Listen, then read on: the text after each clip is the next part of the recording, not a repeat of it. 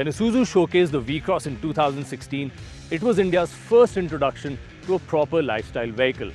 Everything else that went before it was a rehashed version of something else entirely. The V-Cross was different, desirable, and had massive road presence. And while it was Spartan, it attracted a dedicated band of adventurers that were waiting for something exactly like it. What also worked in its favor was the price. 5 years later, the V-Cross portfolio has expanded, and as part of the BS6 lineup, Isuzu has introduced this as the base model, the Highlander. It costs 20.4 lakh rupees on-road Gurgaon, which is currently where I am. And while it is the most bare-boned vehicle I've seen in several years, I will try to find out if it's still the sturdy steed that oozes reliability at a decent price. So first we'll talk form and then we'll talk function.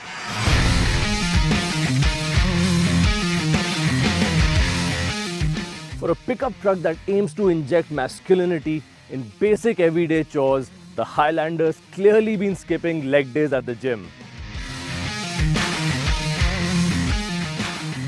It's running 245 section tyres on 16-inch steel rims, which make it look severely under-tired when seen in profile. That's the only real criticism I have in the looks department. Visually, everything about the Highlander is now a familiar affair, with minor omissions, especially in the chrome department. The grille is dark grey, the wing mirrors are dark grey, the B-pillars are blacked out, but strangely, the tailgate handle is chrome. The bed on this vehicle is fitted with a hard lid that is part of optional equipment. Other options for the bed include a canopy, a D-box and a sports bar. Everything else is as basic as an entry-level hatchback, maybe more. The headlamps are halogen, just like the tail lamps, and fog lamps get a miss entirely. Instead, you get black inserts where the fog lamp should have been. While I am puzzled at the lack of finery, I do understand that Isuzu's feedback from existing as well as prospective customers showcased a desire for a wide-body vehicle that can be open to customization. Despite that, I do still feel that the equipment list could have been longer at the current price.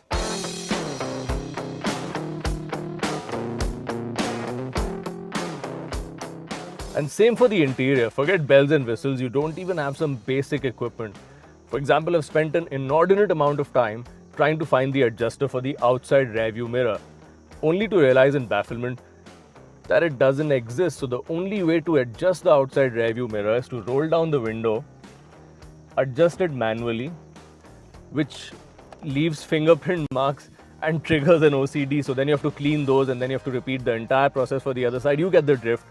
It is fairly Spartan. For example, if you want to relax in stock form, there is no infotainment system. While you do get 4 speakers and all the wiring, etc., there is no actual system. So you have to get that installed aftermarket. The steering has no controls on it. The air conditioner is manual. But what is a relief is that the AC works really well. Another really good aspect of the interior is the seats. The seats are really comfortable. They can be adjusted really well. So for height as well as recline. But the steering is only adjustable for tilt. The only way to telescopically adjust is to move your seat forward and backward, which kind of ruins your driving position. But having said that, it's easy to find a good driving position and settle in nicely in the cockpit. In terms of the overall layout, it's similar to the BS4 iteration. The quality of plastics is also the same. It is hard plastics all around. But there are a lot of inconsistent panel gaps. In fact, quite a lot of broad panel gaps that are an eyesore. But having said that, there is plenty to save the day as well. For example, the air conditioner works really well. It is peak June, it is peak summer. But the air conditioner works really efficiently and cools the cabin really well. The instrument cluster is also very neat. So the dials are neatly laid out and the MID displays a lot of information. For example, your fuel consumption, instant fuel consumption, distance to empty, your AdBlue range, diesel particulate status. So there's plenty of information there. Another saving grace in the cabin is a lot of storage space. So for example, you can put a cup right next to the AC vent, so that keeps it cool. There are lots of cubby holes in the dashboard. There's a central storage console and overall lots of bottle holders all around the cabin. You also get 2 USB charging ports as well as 1 charging socket. So overall, in terms of storage and practicality and space, this is a really good cabin, and all of this combines to make it a good place to be in overall.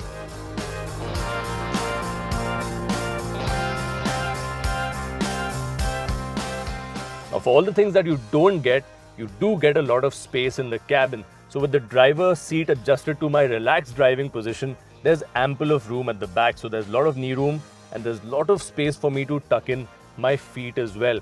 Now the seat recline angle is fairly straight. It's not a very comfortably reclined angle, but if you do adjust a little bit, you can sit comfortably. The seat squab also, while it's decently long, it doesn't provide a lot of under thigh support. But what does make it quite comfortable is this center armrest. It's nicely placed for a tall passenger and actually works quite well. And the headspace is also quite good. This is a problem that tall people usually have in most cars these days, but not in the Highlander. So even with me being as tall as I am, there's plenty of headroom. So overall, the cabin is very spacious, and if there at all there is a premium feature in the Highlander, it is the amount of space that is on offer. In terms of safety, other than the standard ABS with EBD, you get dual airbags. One for the driver, one for the passenger, and there are ISOFIX mounts for a child seat at the back. There's also a brake override system where the brake will override any accelerator input in case the throttle pedal remains pressed accidentally. There's also steel underbody protection as standard. Now where the Highlander really compensates for the lack of bells and whistles is in the mechanicals that come together quite nicely. So under the hood now is a new BS6 compliant 1.9 litre turbo diesel engine, which replaces the older 2.5 litre engine. Now this engine is up on power as well as torque, so now it makes 163 PS of peak power and 360 Newton meters of peak torque. And this engine is a very smooth unit, so it's refined at idle. Even through the rev range it remains smooth, and towards the end it doesn't get boomy or gravelly either, it remains smooth throughout.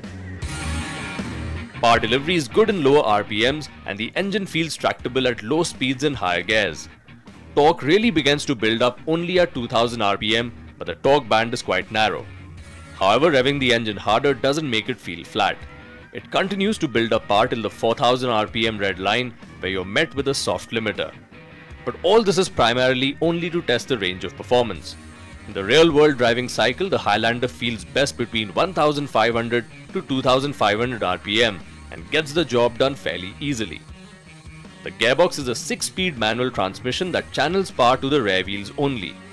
Keeping the vehicle's intended load-bearing ability in mind, the first gear is quite short, but the following ratios are perfectly well spaced out. Second gear allows for quick overtakes in slow-moving traffic, and third gear onwards, the Highlander maintains great momentum. In fact, it doesn't demand frequent downshifts either. The engine does not feel like it's lugging even at speeds as low as 25 km per hour in third gear, and it's easy to settle into an urban cruise, say around 60 km per hour in fifth gear. For context, at 100 km per hour in sixth gear, the engine is turning over at just under 2000 RPM. Now the nature of the power delivery is such that it suits the character of the vehicle just fine. Even at part throttle inputs, reaching triple digit speeds is fairly easy. Honestly, any more power and speed would be pointless. Unless the road is perfectly smooth and pitched to state-of-the-art perfection, you find yourself bobbing quite frequently. You can tell that a big effort has been made in keeping the inherent movements of a body-on-frame chassis in check, but there's only so much that can be done. At the front is an independent double wishbone coil spring suspension, while the rear gets soft riding leaf springs.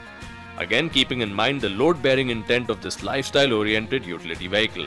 But what holds it in good stead are the decent dynamics for the size of the vehicle. There's no dive during braking and no squatting during acceleration. The brakes have good bite, but the feel is not as progressive as you would like. During moments of sudden braking, they end up biting harder than expected, but that's just nitpicking. Overall, it's quite sorted. So I'm on a really poorly paved surface right now, and the suspension has really come through. So at low speed, the ride is very good. It soaks up all the bad patches and undulations, and even at high speed, it takes the rough stuff really well. In fact, I was expecting the rear to skip around a lot, but that hasn't happened. The rear, despite being quite light compared to the rest of the vehicle, has maintained composure very well. The Highlander's on-road manners are also quite sorted. The hydraulic power steering is well weighted and has a decent amount of feel. Understandably, the feedback is not great because of the size of the tires, but it is accurate and placing the vehicle exactly where you want is easy. This makes the Highlander quite good to drive even on B roads and single carriageways where you often have to make quick direction changes to dodge errant bikers, tractors, utility vehicles, trucks, buses, as well as animals. A big miss though is four-wheel drive. Isuzu should have provided 4x4 if they were indeed aiming for a basic vehicle. While adventure-oriented buyers would ideally seek out a low-frills vehicle, 4x4 hardware on a vehicle like this would have ensured immense peace of mind. When I imagine a journey in a vehicle like this, I'm thinking of remote campsites, tricky forest paths, rocky mountains and slushy trails, all the places where 4x4 hardware is a safety feature before anything else. To sum up then, what Isuzu has done with the Highlander is to provide a vehicle that is devoid of fancy cosmetic bits but provides a great mechanical platform to build on.